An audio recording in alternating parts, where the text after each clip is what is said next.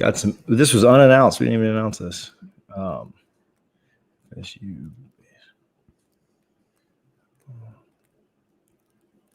season this week. Come hang out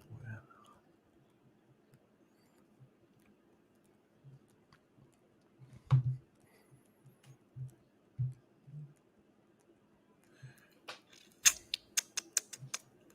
All right. I'm very upset that Hunter hasn't posted a comment yet. I don't know what we didn't tell him that we were jumping on here. So, no, if I had given a heads up, he'd be in there already. He's going to be upset when he gets in here in about half an hour and it's not live. Yeah, and it makes it start from the beginning. Yeah. Oh man, Richie, midweek. It's been a while since we've done a midweek. I know, man. It's been since the season and since the season, mid early season, not even late season. Yeah, did we do a preview show for? We did a preview show for Duke, right? Like on a Thursday, so that would have been it. Like early. Oh yeah. Early December, I think would have been maybe the last time we did one. So yeah, it's been getting close to 3 months now. Well, right at 2 months, 2.5. So.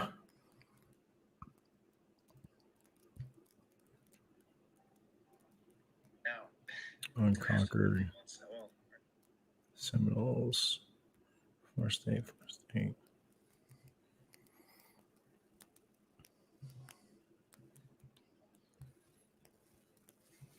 What's up, Evan? Evan's hanging out with us. All right, I think we are good to go. I'll start us and we'll roll.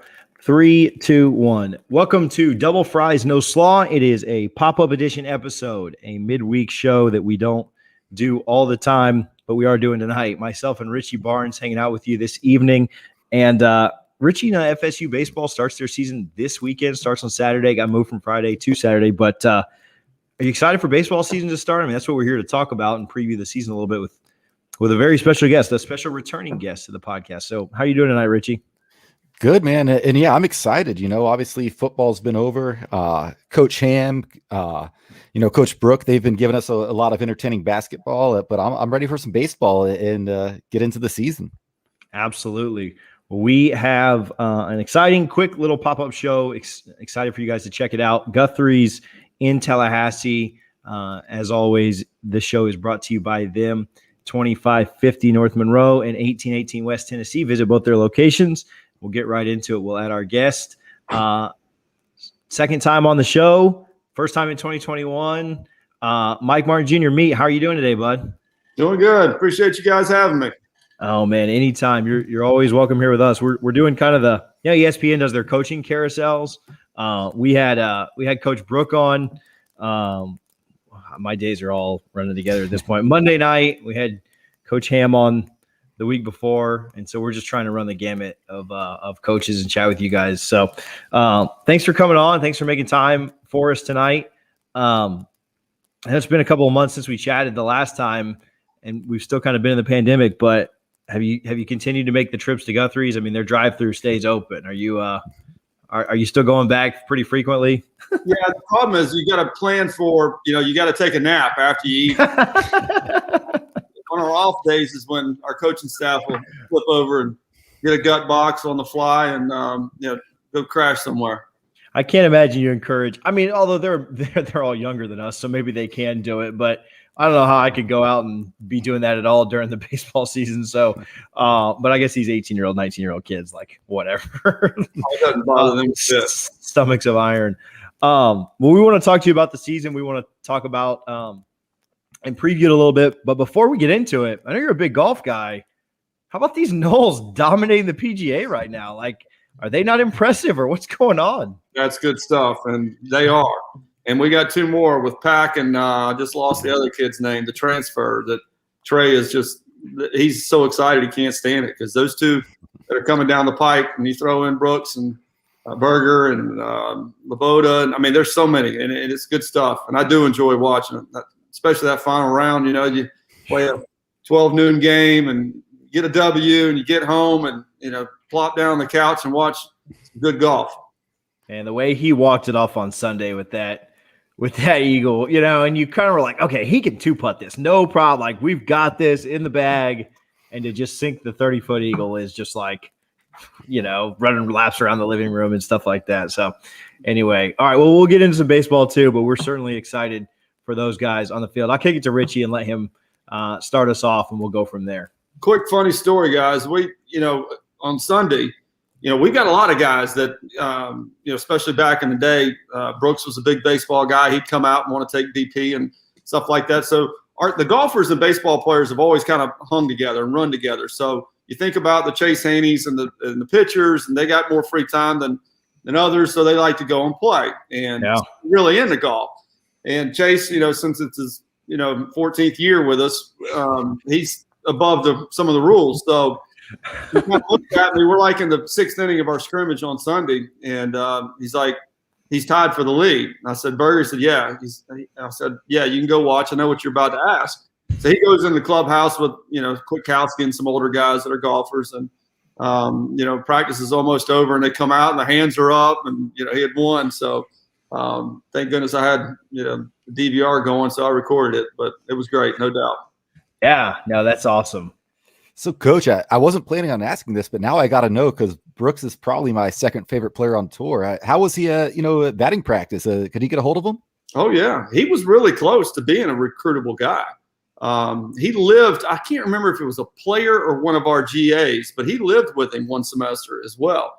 And so he was always around, very cordial, very friendly. He was just and I say he was close to being – he could have played for us. It was close. And so he'd come out and hit. I saw him hit a couple times, but he's strong and loved it, and he's a football player playing golf.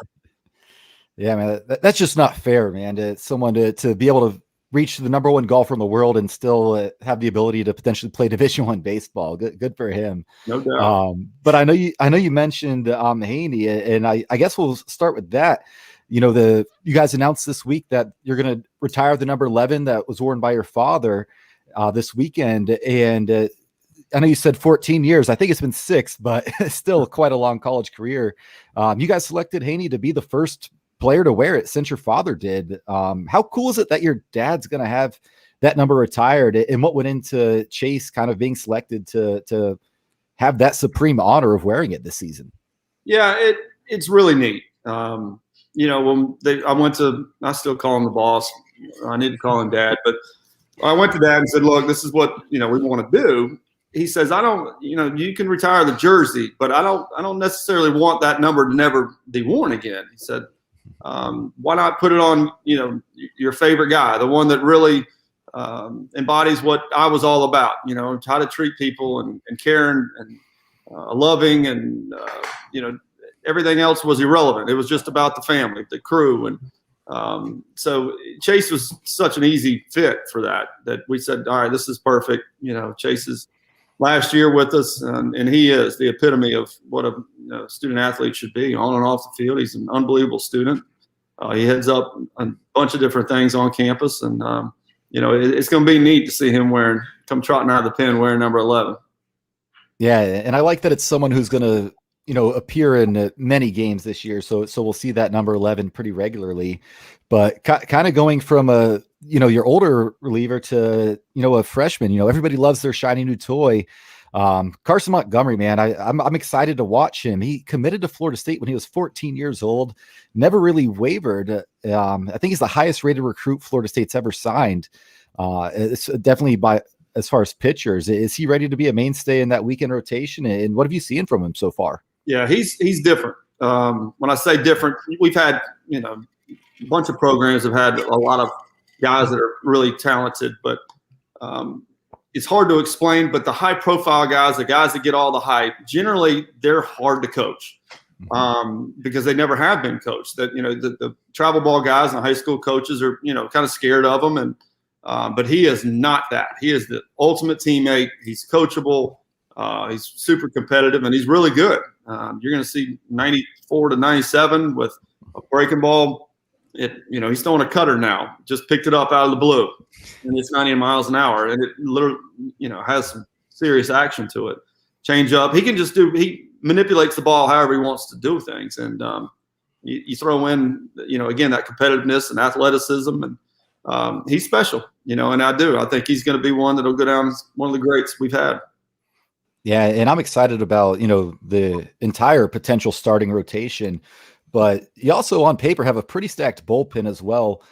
How nice of a luxury is that to have, especially in a year where obviously we don't want it to happen, but you're probably going to go games, a week at a time, missing some players with COVID protocol. No question that's going to happen. And we've stressed it. We've trained them that way. You've got to be versatile. We have no idea who's going to be available. I'm scared to death we get tested tomorrow. We can be out the whole whatever. The contact tracing is the big issue. Yeah. And, that's what we're trying to keep them separated as best we can. And guys that have already gotten it, that are in their 150-day window, it's okay. They live with this guy and, so on and so forth. Rooming lists are based upon that. But, yeah, it's going to be a wild ride. And we've got a ton of them. It's going to take, longer for our games to be played, but we're going to keep them as sharp as we can, but as fresh as we can. And we're going to run guys out, play matchup, and we love the staff. Yeah, and obviously, I mean, your first season last year was cut short. Ended on a high note, shutting down UF Sold Ballpark with a win.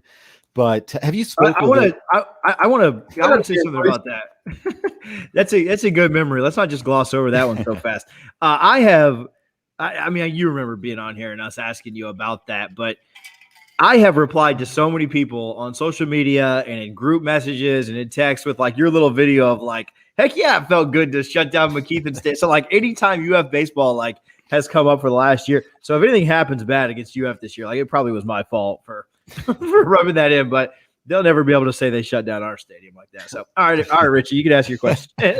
Yeah, fair point that we shouldn't just gloss over that because that was a big deal. And obviously, and if you're from Florida like I am, you have a lot of friends that went to UF, so it's nice to have that, feather in the cap. But, obviously the last year was cut short. And I don't think any of us expected us to still be dealing with this pandemic in present day. And here we are. Have you spoke with other coaches, whether it be, Coach Norvell, Brooke, Coach Ham, about just, best practices on how to try and navigate a season during COVID-19? Not really have spoken to him. The football trainer, Jake File, used to be with us, so I'm close with him. So I did lean on him. Hey, what do you think about this? And, the day we test, let's try to make that our off day so that if we do have a positive, we didn't, because it takes a while for you to get the results back. We can't get the contact trace. But I've definitely watched, the way Coach Ham's done it. And they keep coming back off breaks looking better than before. Yeah. Ask Virginia, right? Yeah. And by the way, I mean, okay, Baylor, I'll give you Baylor. I'll give you Gonzaga. But who else is better than what we've seen out of the Knolls? So yeah. that is a good-looking club. I mean, deep and athletic, and they care about each other, and they are fun to watch. But anyhow, back to the question. Yeah, we just, kind of been like, the biggest issue was keeping them in shape because they were grossly out of shape. You tell a college kid, yeah, I need you to, when you're on lockdown, I need you to be back home, running, whatever. They think lifting weights is conditioning. So that's been an issue. But all in all, we've had a little bit, and I'm not allowed to divulge anything, but it hasn't been too bad. We haven't had an outbreak of, a bunch of guys. So I feel like we're on the right track. If the baseball thing doesn't work out for whatever reason, those are the exact words that Richie said. Outside of Baylor and Gonzaga, nobody worries us. So you can come host with me if the baseball thing doesn't work out. You can come commentate basketball all day. I was a big basketball guy growing up. Yeah, no, absolutely. They are so much fun to watch. We were interviewing Coach Brooke on Monday night while the game was on. They very rarely play on Monday nights. It's usually like a Tuesday, Wednesday, Saturday thing. And so the whole game, Richie's doing this. And I said, can you put the game on your phone? So we're interviewing a coach right now. So we're up 20 at halftime, and then they get it to 7. I'm they cut it down. I feel bad. I was pretty nervous. So little point guard's a good player they got. He is. Yeah. We talked about your son the last time you were on. What are what are you expecting out of him this season? What's it been like, now with him here with you? Just a bunch of the same. He knows his role. He's got to get on base. He's got to set the table. He's a little bit stronger. He's popped a few home runs, so that generally comes with maturity. We've got him over at first base. He can play some third base. We're trying to figure out exactly the combinations, and we're bouncing everybody everywhere. I mean, because again, we don't know what we're going to have. So the biggest thing we stress to our guys is when I'm talking or whomever's talking, that you've got to listen. Like you think you may be a third baseman, and we're talking over on this cut and relay or bunt defense to the second baseman. Well, it's got to sink in, because there's a good chance that boom, all of a sudden you're playing second base. So we bounced a lot of guys around, and Tyler's playing well. He's picked up first base pretty easily. He used to play it actually back in the day when he's growing up, and we're just, again, I don't know where anybody's necessarily going to be. If everything's right, him and Dylan will be both playing first base, and we'll go from there. How are you guys going to manage the catcher situation? I know that everybody's kind of like having to bounce around, but like with COVID and everything going on, how is it just more of the same there? I know, kind of keep getting the same thing there, but that's a fun one, isn't it? That's the one that everybody, we've got a big group text going with, all the ACC coaches, and that's the one, segment group that is just, we're all mortified of. I mean, so the umpires, don't get me going on this. No, get going, Coach. Last in the ACC, but now they're saying the umpire is going to have a mask on. Well, if he tests positive after he leaves, then it's an automatic slam dunk that your catcher is contact traced. So we're all like, whoa. All right, well, if you contact trace him, well, then here goes the next catcher, because he was working with him within a 48-hour period right beside the other catcher. How can you do this? So I think we're waiting on a final ruling, but I think we've got it figured out. And, we've literally had a tryout back there. All right, raise your hand if you've caught before. And, Jackson Green's got a little bit of time. Doug Kirkland, we put him back there. He's got a little tender elbow right now, so he can't throw. But it's just one of those deals where we're all like, good grief, this isn't good, because it's hard to – that's one spot where somebody can get hurt. If you just throw somebody back there, you're liable to have a lawsuit on your hands if they get hurt, and it's justifiably so.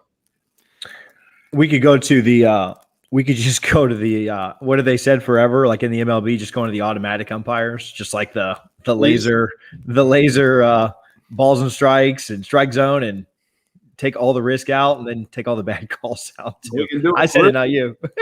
We got it right there on our scoreboard, and the strike zone's there, and we've been doing that for years, and we've always said why they put them back there, but they call balks, they call plays at the plate, all the other stuff, but the balls and strikes has got to be on the K zone is, and there'll be no more complaining. It's fair, it's everything, and I don't know why in the world we're not doing it. It's coming though. I can tell you that it's coming. Yeah. What is it like? It can't be like it is like maybe in the ACC tournament or when you make regionals, super regionals. But how special is experiencing opening day? Like how hard is it to like keep the emotion down? And maybe it's a little bit weird here in the pandemic, but you've obviously experienced several opening days. Like I've been to, minus last year because of COVID, I've been to I live in Tampa, every Tampa Bay Rays opening day since like 2007 or something. So like for years, and my dad and I always go, but like, what's it like as a coach to try and contain that excitement around the guys and really just go out and play the game? It's awesome as a player. Although I was the same way most kids are. As a coach, it's a nightmare because you're so excited that you can't think, I will say Saturday afternoon, son, what are you doing? I will say that more in one game than I will for a month at a time because again, you're so excited. Now we're coming after, a pandemic in which we haven't played in 11 months. I'm like mortified. What in the world, this train wreck can look like? Because again, you're so excited and you're going fast and you're running, but you're running the wrong way. And you've got to be able to breathe. You got to be able to control your emotions. And I have seen, I mean, Buster, even as good as he was his junior year, I remember going, Buster, calm down, just let the game come to you. He was swinging at 1-0 breaking balls. And I'm like, what are you doing? And, you just get out of yourself. Opening day special. It's a totally different day than any other day. You get that one, and then you get your first rivalry game, and then Omaha. Those are the ones that are always like, yeah, just please calm down. Yeah, Coach, you mentioned Buster. How nice would it be to have a guy like him who can play all 9 positions if needed? But I'll tell you what, man, if you really need some help at shortstop, just give Lonnie a call. Did you see Josie Muffley's tag the other night? A little bit of athleticism there. A bad slide on the other girl's part. Yeah. But yeah, that was a great play. That might be one of the FSU plays of the year. I mean, Scotty Barnes got some plays up there too, and then there have been some fun football things, but I mean, she's gone viral several times over for that catch and tag. Channeled her inner Jesse Warren there, right? Yeah. But Coach, like obviously this weekend is special. Opening weekend. We plan to be there actually. We won't be in Tallahassee, but we'll be in cardboard cutout form. Yeah. What are your thoughts on that for the season? All the sports teams are doing it now. Right, and I'm fine as long as we get the maximum in there. I don't want to cut out instead of an actual human being, but we feel like we've done a pretty good job of maximizing, the stadium to get as many as we can. And as of today, I think the whole season's sold out, which is good. It's critical to, college baseball is on emotion, and you got to create an environment. And our fans are great at it, whether it's 6,000 or whether it's 14 or 1,500. We can still help the guys out and intimidate the other club. Yeah, I came up for the Duke football game. I came up for the Florida basketball game. I was coming up for the Virginia Tech game this weekend until it got canceled. But yeah, I've been to some of the stadium or some of the games this year, and you're completely right. Even with the lesser crowds, you just got to have somebody in there. Like you just can't. I don't know how these guys. I mean, they're professionals and they get paid millions of dollars, but I don't know how these guys played in empty stadiums this year because it was just so awkward to kind of see that. So I'm there with you. I want to ask you this, and then we'll get you out of here. I appreciate your time. I know you just got out of practice, but we've been asking this of the coaches that have been on. But can you just talk to us a little bit about booster support and what that does for your program specifically? We've talked to Ham and Brooke and different ones about that, but can you just talk to us about the impact that makes for your program? Well, they're the lifeline of what we do. When it comes to our bullpen club, which has been incredible to us and enables us to provide more meals to our players that the NCAA now allows. I don't want to give it away, but I guess I already have. The summer school is a critical component. We can bring our recruiting class in early and put them in summer school instead of them out being, viewed by pro scouts. Where it's kind of playing a little keep away hide and seek game. So we put them in school. And the success rate of guys coming in at Summer Bridge and going to Summer C, it gets them ahead. There's 10,000 students on campus versus whatever we're at, 40,000. They get acclimated. They know where to go. They get to work with our strength and conditioning that we can't work with them as coaches. But it is a great program, and that goes to support their chartered airplanes where we don't have to spend all day Thursday in an airport, which means they're not in class on a Thursday. And then we don't have to go through Atlanta and get stuck in a delay. And next thing you know, we're home at 2 a.m. And then supposed to be in an 8 o'clock class. We get back when we're literally an hour and a half from anywhere pretty much where we're going. And it's crucial. And it's the lifeline. And especially during a pandemic and, our financial situation as an athletic department is like a lot of others. It's not good. We can go into the blame game and whatever else, but that's not going to do any good. If you can help us, please. And, we're going to do everything we can to make you proud. Yeah, no. And we talked about this when you were on the last time and just kind of the fear and the concern about, if football doesn't take off, how are we going to get the rest of these sports off the ground? And, knock on wood, but football was able to play most of their games. And then the other sports have been able to play most of their games. And so we are super proud. Coach talks about that being the lifeblood. we talk about this every week. You can go to boosters.fsu.edu, and for as little as $5 a month, sign up to be a contributor. And it all kind of goes back to it all goes back to the kids and the sports that we all enjoy seeing and watching. And so, Coach, we appreciate your time. We're super excited for the season to I almost said tip off. That's not the right, it's not tip off. It's opening day, first pitch. Yeah, we're excited for it. And man, we're ready to. We want to talk to you after you're done playing in June. So that's the goal, right? Is to ride this thing as long as it can go. Well, thanks, guys. Thank you so much for hanging out, buddy. Yeah, Thanks, absolutely. Coach. Take care. Go Noles. Go Noles. Mike Martin Jr. always good. He's awesome. I mean, he's quick. He'll give it to you quickly. He's obviously, I like how he's so well rounded with all the other stuff, right? Like he was right on it with the golf. He was right on it with the basketball. He is really, really good. We've gotten some good interactions, some good fan comments, and a lot of shares and stuff tonight. I know a lot of people are tuned in for this. Baseball season starts on Saturday. Then they've got a doubleheader on Sunday. So super exciting and super excited to see Meat and the boys complete a whole season. Well, hopefully a whole season, but like finish a season, right? Like that's what's most important. So excited for them for sure. I think he's our first recurring guest now. So he's officially a friend of the show.